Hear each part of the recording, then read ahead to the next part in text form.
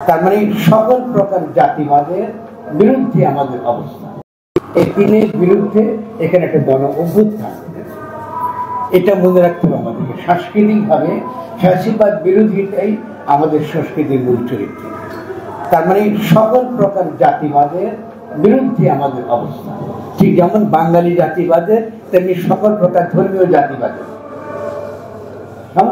ধর্মীয় জাতি বাঙালি জাতিবাদ নাই, ফলে অবশ্যই এখন ধর্মীয় জাতিবাদ প্রধান হয়ে যাবে, খালি মাঠ আছে। কিন্তু ইসলামে তো জাতিবাদের কোনো স্থানই নেই, ইসলাম তো জাতিবাদ বিরোধী, ফলে ধর্মীয় জাতিবাদী কোনো সুযোগ ইসলামে নাই। আমি মুসলিম জাতি, ফলে বাংলাদেশের সংখ্যাগরিষ্ঠ মানুষ মুসলমান, অথবা এটা একটা মুসলমানদের দেশ হবে, এটাও কিন্তু শাসন। ফলে আমাদেরকে লড়াইটা আমরা করেছি, কিন্তু কি করেছি ফ্যাসিস্ট শক্তি ফ্যাসিবাদকে উৎখাত করার জন্য। ফলে এটা যারা আজকে আয়োজন করেছেন, আপনাদের এই চিন্তার মধ্যে এটা আসতে হবে যে লড়াইটা শেষ হবে।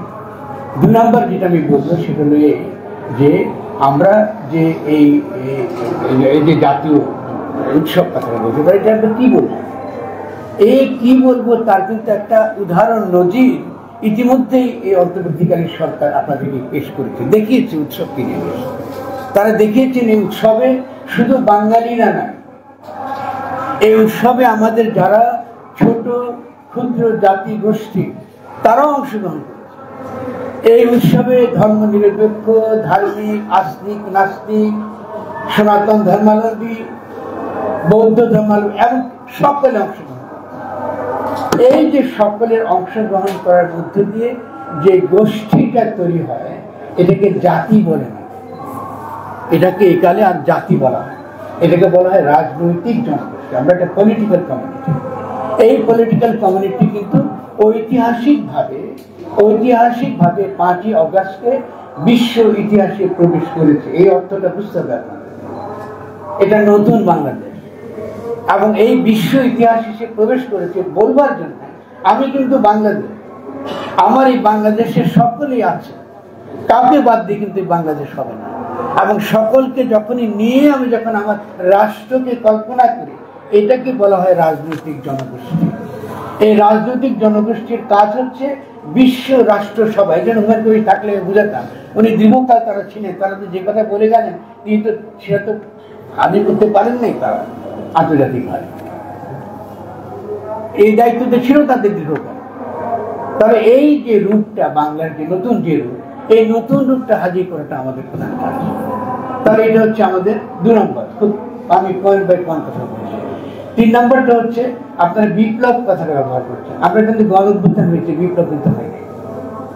ফলে এখনকার যে লড়াই হবে, সাংস্কৃতিক লড়াই, এটা হবে যেটা অপূর্ণ, যেটা আমরা করতে পারিনি, এটাকে সম্পূর্ণ করার লড়াই। ফলে সাংস্কৃতিক যে লড়াই সংগ্রামটা, তার মধ্যে থাকবে আগামী দিনে আমরা কি করে বৃহত্তর লড়াইয়ের জন্য আমরা তৈরি হবে। সাংস্কৃতিক আন্দোলন সেই বৃহত্তর লড়াইয়ের জন্য আমাদেরকে তৈরি করতে হবে।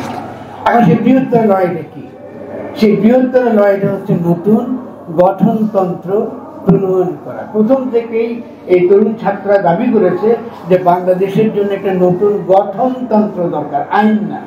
সংবিধান মানে আইন। আমরা কিন্তু ঔপনিবেশিক শাসক, ইংরেজ আইন প্রণয়ন করে আর জনগণ গঠনতন্ত্র করে, এই পার্থক্য মনে রাখবেন। যখন আপনি সংবিধান বলবেন, তার মানে আপনি একটা ঔপনিবেশিক শাসক। আপনি লুটেরা মাফিয়া শ্রেণীর পক্ষে আপনি একটা শাসনতন্ত্র বানাবেন, একটা আইন দিয়ে গরিবদেরকে শোষণ করবেন, সাধারণ মানুষকে শোষণ করবেন, আগের মতোই চলবেন। আর গঠনতন্ত্র মানে জনগণ নিজেরা অংশগ্রহণ করে, তারা কি করে একসঙ্গে বাস করবে, পরস্পরের সঙ্গে তাদের সম্পর্ক কি হবে, এটা তারা তৈরি করে। এটা তৈরি করতে গিয়ে তারা সংস্কৃতির দিকে তাকায় এবং সংস্কৃতিকে তারা কি করে, তারা বোঝার চেষ্টা করে। সেখান থেকে তারা শিক্ষা নেয়, যেটা বর্জনীয় সেটা বর্জন করে, আর বৃহত্তর যে জনগোষ্ঠী বোঝার কথা এটা তারা করে। ফলে এটা রাজনৈতিক জনগোষ্ঠী। তাহলে আমরা সে রাজনৈতিক জনগোষ্ঠী করবার একটা বড় উদাহরণ নজির এই গত 2টো উৎসব একসঙ্গে করে এই সরকার দেখিয়েছে। সেটা কি ছিল? চৈত্র সংক্রান্তি এবং নববর্ষ। এখানে সাংবাদিক ভাইরা আছেন, আমি অধিকাংশ পত্রিকা দেখেছি, অধিকাংশ পত্রিকা বুঝতে পারেনি এই অন্তর্বর্তীকালীন সরকার কি বার্তা জনগণকে দিতে চাইছে। প্রত্যেকে বলছে এটা নববর্ষের উৎসব, ওটা কোথাও নববর্ষের উৎসব কথা বলা হয়। অন্তর্বর্তীকালীন সরকার কাছে 2টি জিনিস ছিল, চৈত্র সংক্রান্তি পালন করেছি, আমরা নববর্ষ পালন করেছি। এখন চৈত্র সংক্রান্তিটা কেন গুরুত্বপূর্ণ? কারণ চৈত্র সংক্রান্তি আমাদের সংস্কৃতির সঙ্গে যুক্ত। আমাদের কৃষকরা সংক্রান্তি করে, বৈশাখ মাস যখন আসে তখন চিত্রা নক্ষত্র, ওই যে নক্ষত্রের সঙ্গে যোগ, গ্রহের সঙ্গে যোগ, তাদের জীবনটা গ্রহ নক্ষত্রের সঙ্গে যোগ, ঠিক আছে? ফলে ওই যে নক্ষত্র সৌরমণ্ডলে যে রাশিটা চলে যায়, আপনার মেষ রাশিতে প্রবেশ করে, এই যে পরিবর্তনটা, এই পরিবর্তনের সঙ্গে ঋতুর পরিবর্তন, এটা মনে রাখবেন। এই ঋতুর পরিবর্তনটা তারা উৎসব করে করে, এটা সংক্রান্তি। এটা হলো 1 নাম্বার। 2 নাম্বার হলো আমাদের সংস্কৃতিতে, এখানে যারা সংস্কৃতি করছেন তাদেরকে বলছি, আমাদের সংস্কৃতিতে ক্যালেন্ডার নাই, ক্যালেন্ডার নাই। আমাদের সংস্কৃতিতে ঋতু আছে, ঋতু ফিরে ফিরে আসে। আপনি যখন বৈশাখ করে বলে সমস্ত আবর্জনা অতীতের ধুয়ে যাক, মুছে যাক, তার মানে আপনি আপনার ঐতিহ্য অস্বীকার করছেন, আপনার ট্র্যাডিশন অস্বীকার করছেন, আপনার ধর্মকে অস্বীকার করছেন। ফলে পুরাণ বলে কিছু নাই।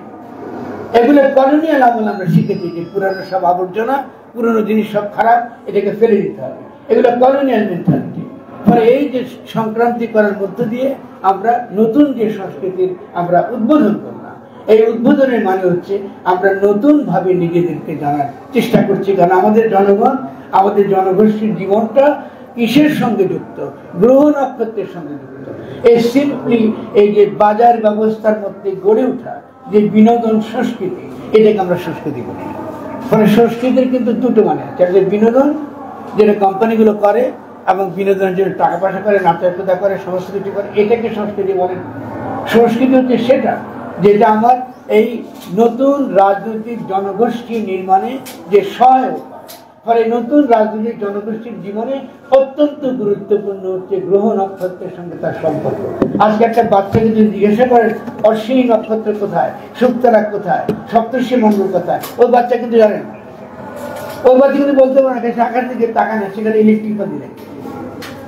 এই যে একটা প্রজন্ম গড়ে তুলছে, যে প্রজন্মের সঙ্গে প্রকৃতির সঙ্গে কোনো সম্বন্ধ নেই, গ্রহ নক্ষত্রের কোনো সম্বন্ধ নেই, তো এক্ষেত্রে আপনি কি রাজনৈতিক জনগোষ্ঠী গড়ে তুলবেন, কি রাষ্ট্র গড়ে তুলবেন? এটা তো সম্ভব না। ফলে যারা সংস্কৃতি করবেন এটা বুঝতে হবে যে চৈত্র সংক্রান্তি এই যে অন্তর্বর্তীকালীন সরকার করেছে, তার তাৎপর্যটা শিক্ষার দিক থেকে কি, চেতনার দিক থেকে কি, এটা গুরুত্বপূর্ণ।